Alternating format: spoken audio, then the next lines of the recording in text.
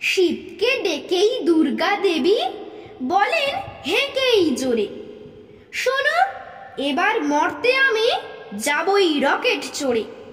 কার্তিক বলে, আমি যাব মম চড়েই হিরো হুন্ডা। দুর্গা বলেন, তা তো যাবি, তুই যে পাকা গুন্ডা। গণেশ বলে, আমি যাব মা লাল মারুতি চেপে। দুর্গা বলেন, যাবার আগে নিস ভুঁড়িটা মেপে। লক্ষ্মী বলেন, আমি যেতে চাই হেলিকপ্টার চড়ে, রাস্তাঘাটে ভিড় দেখে খুব মাথা আমার ঘোরে। সরস্বতী বলে, যেতে চাই সাবমেরিনে চেপে। দুর্গা দেবী বলেন রেগেই, গেলে কি সব খেপে। শিব বললেন, বায়না সবার শুনলাম সাত কাহন, কিন্তু কোথায় গেল তোমাদের জীবন্ত সব বাহন?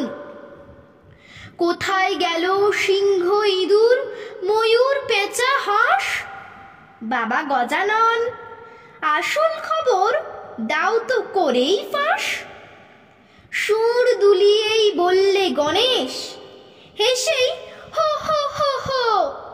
বুঝলে বাবা, বাহনরা সব করেছে বিদ্রোহ, সইবে না আর ওরা আমাদের বহন করার ঝক্কি। আদালতে সব যাবে বলেছে বাহন পশু পক্ষী, মামলা করার হুমকিও রোজ দিচ্ছে অবিরত। শুনেই তো শিব বুক ঢিপ ঢিপ খেলেন থতমত।